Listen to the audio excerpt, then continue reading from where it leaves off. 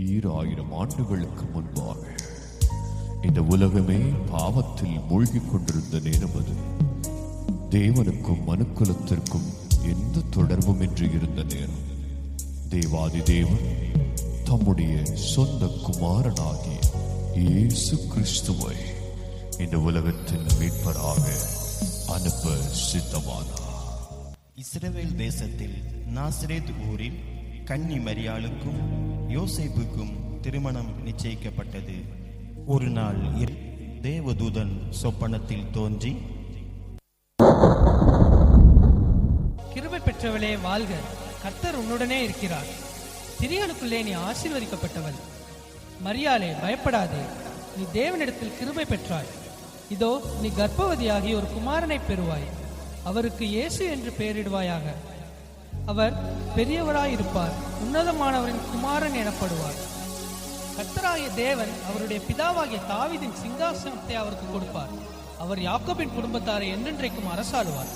அவருடைய ராஜ்யத்துக்கு முடிவிராது.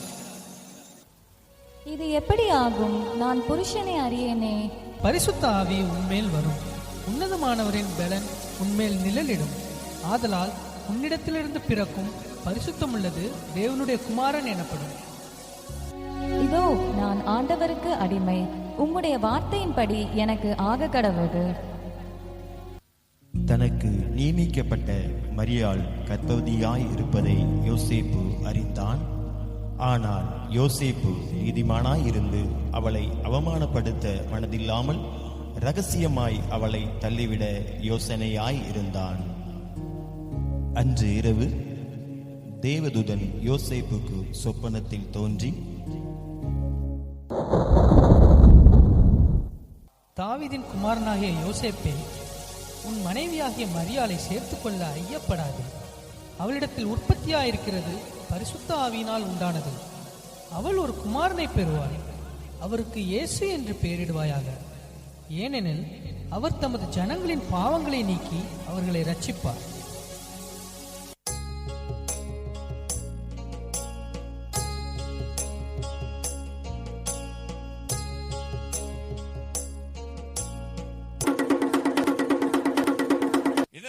சகல ஜனங்களுக்கும் தெரிவிக்கப்படுவது என்னவென்றால், உலகமெங்கும் குடிமதிப்பு எழுதப்பட வேண்டும் என்று அகஸ்தியராயினால் கட்டளை விளந்தது. எனவே அவரவர் தங்கள் தங்கள் ஊருக்கு சென்று குடிமதிப்பு எழுதும்படி கேட்டுக் கொள்ளப்படுகிறது. யோசேப்பும் தான் தாவீதின் வம்சத்தானும் குடும்பத்தானுமாய் இருந்தபடியினாலே தனக்கு மனைவியாக நியமிக்கப்பட்டிருந்த கர்ப்பவதியான மரியாளுடனே குடிமதிப்பு எழுதும்படி தாவீதின் ஊருக்கு சென்றார்கள். மரியாளுக்கு பிரசவ காலம் நேரிட்டது.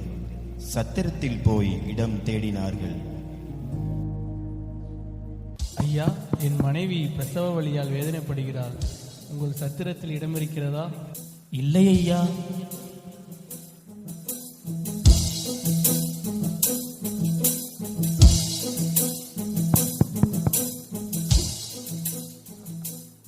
ஐயா, என் மனைவிக்கு பிரசவ காலம் நேரிட்டது. உங்கள் சத்திரத்தில் இடம் இருக்கிறதா? இடம் காலியாக இல்லையே.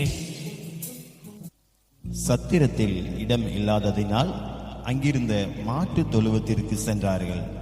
அவள் தன் முதற் பேரான குமாரனை பெற்றெடுத்தாள்.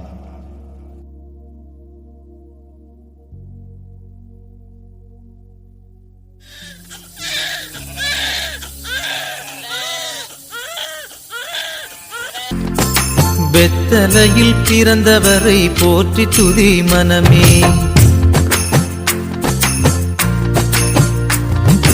பெத்தலையில் பிறந்தவரை போற்றி துதி மனமே. இன்னும் பெத்தலையில் பிறந்தவரை போற்றி துதி மனமே.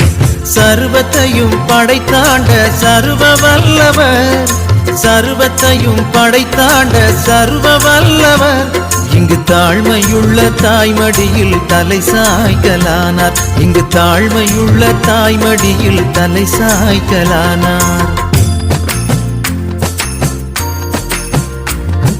குளிரும் பனியும் தொட்டிலே, கோமகனும் தொட்டிலே, ஆரீரோ ஆரீரோ ஆரிராரோ ஆராரோ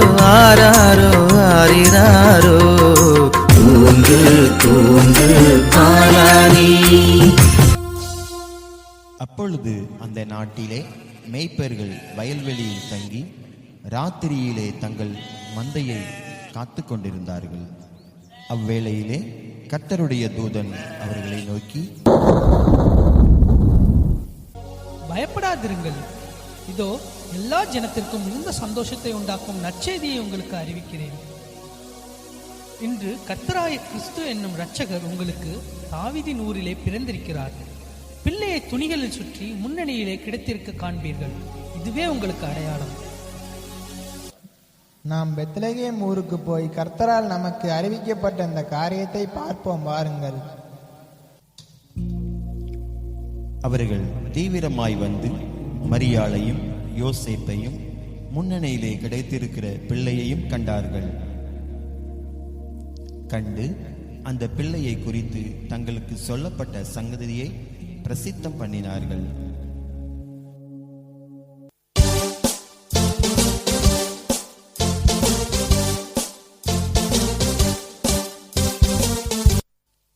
பெத்லகேமிலே இயேசு பிறந்த பொழுது கிழக்கிலிருந்து சாஸ்திரிகள் அக்குழந்தையை குறித்து விசாரிக்க எருசலேமில் உள்ள ஏரோது ராஜாவின் அரண்மனைக்கு வருகிறார்கள். ராஜாவை வாழ்க, யூதருக்கு ராஜாவாய் பிறந்தவர் எங்கே? கிழக்கிலே அவருடைய நட்சத்திரத்தை கண்டு பணிந்து கொள்ளும்படி வந்தோம். என்னது, யூதருக்கு ராஜாவா? பிரதான ஆசாரியரே, வேதபாரகரே, எல்லாரும் இங்கு வாருங்கள், நான் விசாரிக்கிறேன். கிறிஸ்துவானவர் எங்கே பிறப்பார் என்று எழுதியிருக்கிறது, பார்த்து சொல்லுங்கள் எனக்கு. யூதயா தேசத்தில் உள்ள பெத்லகேமில் பிறப்பார் என்று எழுதியிருக்கிறது மன்னா. அப்படியா? நீங்கள் போய் பிள்ளையை குறித்து திட்டமாய் விசாரியுங்கள். நீங்கள் அதை கண்ட பின்பு நானும் வந்து அதை பணிந்து கொள்ளும்படிக்கு எனக்கு அறிவியுங்கள். நல்லது, போய் வாருங்கள்.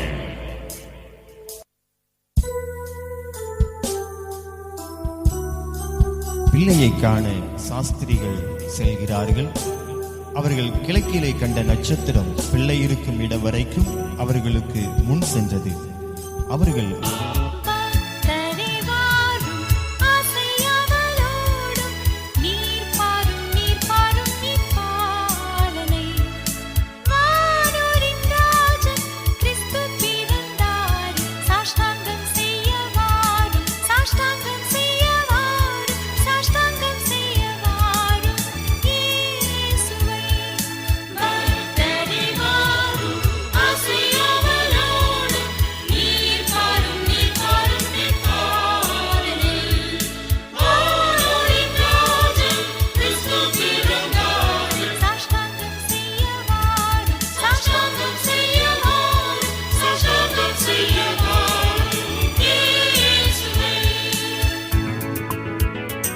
பிரவேசித்து பிள்ளையையும் அதன் தாயாகிய மரியாளையும் கண்டு சாஷ்டாங்கமாய் விழுந்து அதை பணிந்து கொண்டு தங்கள் பொக்கிஷங்களை திறந்து பொன்னையும் தூபவர்க்கத்தையும் வெள்ளை போலத்தையும் அதற்கு காணிக்கையாக வைத்தார்கள்.